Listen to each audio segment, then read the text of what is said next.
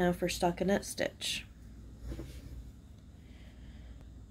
Stockinette stitch is where you knit the first row,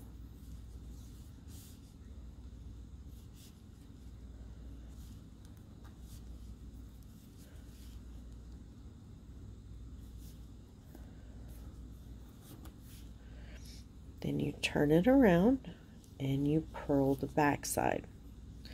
So this will be your wrong side.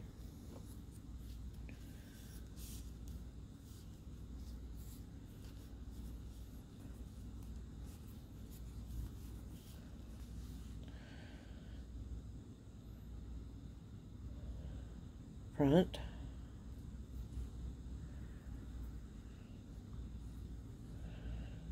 back.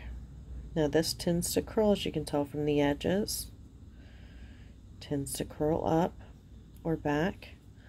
A lot of people use these for things like stockings, wall hangings, nice heavy duty things.